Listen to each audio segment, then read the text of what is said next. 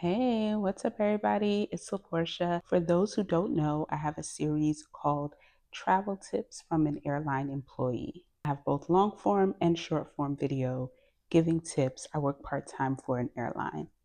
So, this video isn't necessarily tips, but there's a lot of conversation online happening about travel, and I just wanted to jump in and give my take and let's chat about it. The airline industry is kind of a mess right now. Travel is a nightmare. I like to chat with you with a little beverage, and this is just the iced honey latte I made myself and clearly have been drinking. It's pretty good. Okay, but let's chat. I wrote some things down. What's sparking this conversation is a clip I saw online from the Oprah podcast. If you don't know, Oprah has a podcast now. And she had on a social psychologist, Jay Van Bevel. Hopefully, I'm saying his name right. And he wrote the book, The Power of Us, which discusses, and he has this discussion with Oprah, basically about society just being meaner. Like, why is everybody so mean? And the clip that caught my eye was a conversation they had about everyone being meaner when they travel. And Oprah specifically says something happens to people on an airplane. And my colleagues and I say this all the time. Something happens to people when they walk through those airport doors. I don't know what it is. And it could be different things for certain people. Some people get this overwhelming feeling of entitlement. Some people, I think, get an overwhelming feeling of stress. Some people just lose their mind and their common sense. But over the past few years, there has been an increase in altercations that happen on aircrafts and in the airport. So this is not made up. Go on to talk about how travel has just changed so much over the years, and Oprah reminisces about back in the day when traveling, being on a plane used to be such a big deal. People used to dress up in their flyest outfits, and these days it's leggings in the airport, sometimes bonnets. But Oprah says back in the day, it was just such a big deal to be on a plane. And what has changed? The attitude around flying has changed, the energy, and we're having all these altercations. So the social psychologist speaks to things about how over the years, flying has changed. The seats are smaller, people are more just crammed together like sardines. And he brings up a study that shows that when people board a plane, walking by first class to their seat that may be in the back, it kind of builds a sense of rage in them, maybe jealousy, but basically people that have more are in your face, and that might be frustrating for people.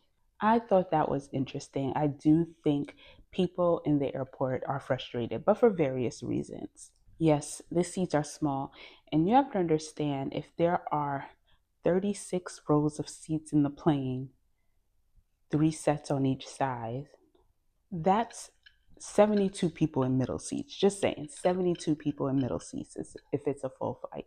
So that's 72 people that are probably less comfortable than most. Most people on the plane are not having a luxurious, comfortable experience. The people in the front are first classes. That's a small percentage of the people flying.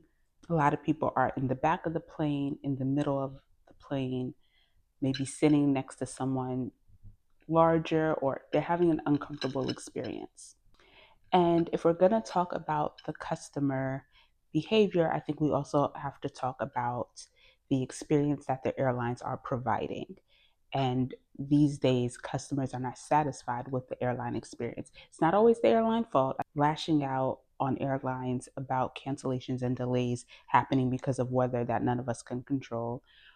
But things like boarding a plane, being out on the tarmac for hours, then going back. And I think there are ways that probably could improve that experience for the customer.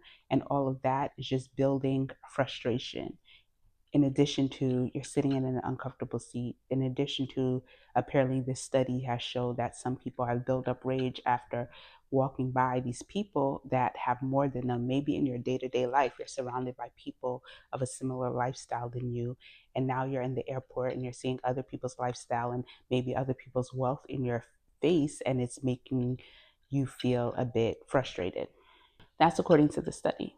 Now, of course, none of this makes it okay, but it's good conversation. and gives us things to think about and ways we can all improve. It sounds like the purpose of J. Van Bavel's book, The Power of Us, is to find ways to improve this, to improve in our communities, in our workspaces, to be better, be nicer people, to call out meanness and get to a place where the being mean is not acceptable. It's something that gets called out and not kind of accepted as the norm anymore. He goes on to say that being in the US is like being a kid whose parents are fighting. Basically, we have poor leadership, and that affects the people. That's why our leadership, who we vote for, all of that matters, all of that is important, because that is the example being set. Of course, people are mean. This country's leader will go on Twitter and bully someone. So, of course, on a day to day, people in this country are bullying. Now, when you have parents that are fighting, that causes kids to be stressed out and also hypersensitive. So he also suggests that we're walking around hypersensitive to threats that may or may not be there. If I had to think of an example, I would say all the racism in this country. It may have us walking around hypersensitive. Maybe little things where, like, is it because I'm black? Is it because I'm black? Because we live in a country where racism is so accepted. So, how do we improve this, both in travel and in our daily lives?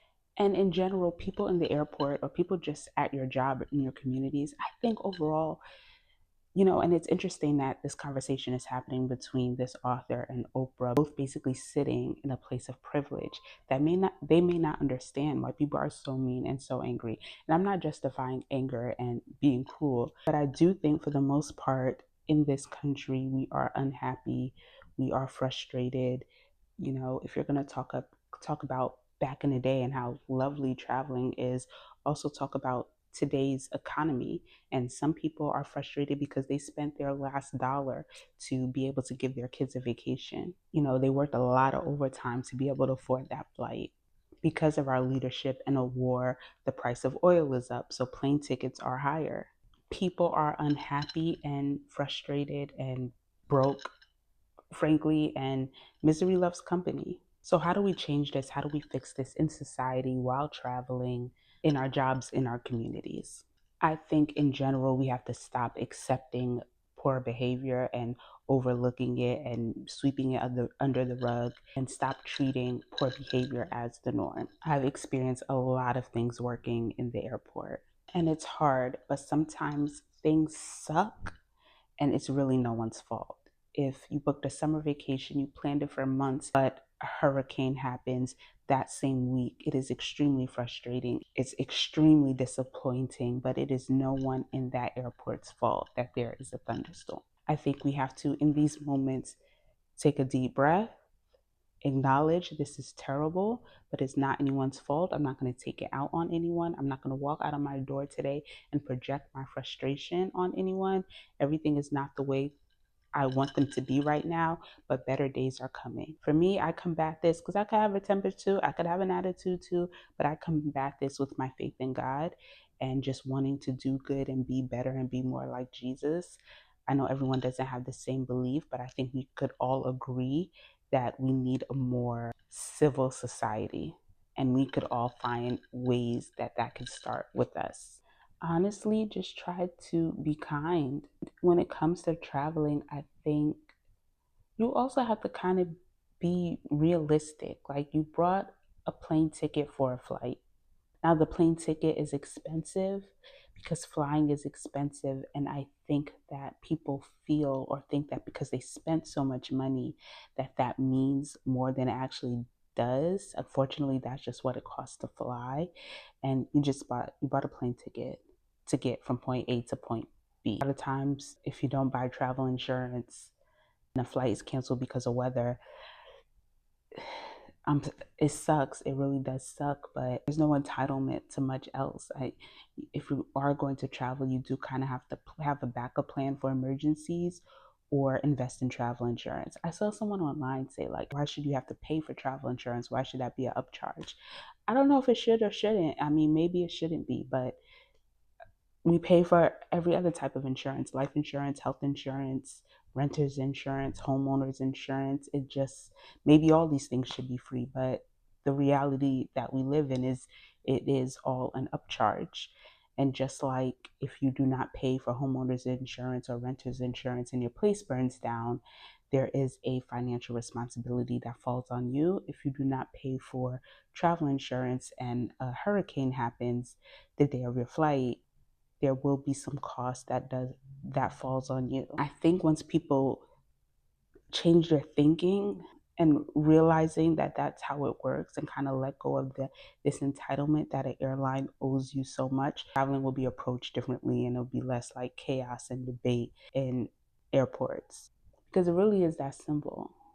But there are improvements that need to be made on the airline side. I think there are instances where cancellations could happen sooner instead of wasting people's time and leaving them to scramble and find another solution when they probably could have found one hours ago. But that is no one that you speak to in the airport's fault. No one you have access to speak to in the airport could have canceled that flight sooner. I know it's complicated and it's frustrating for everyone, but I do think I will read this book, The Power of Us, because I do agree that not just the airport, but society in general, social media comments everywhere, it just seems to be like a meaner space right now. And I would love to hear thoughts on how we can all do things to improve that. So that's all. Just wanted to have some coffee and chat with you about that. Let me know your thoughts in the comments about whether it's about traveling, whether it's about the attitudes in society, and I'll see you in the next video. Bye.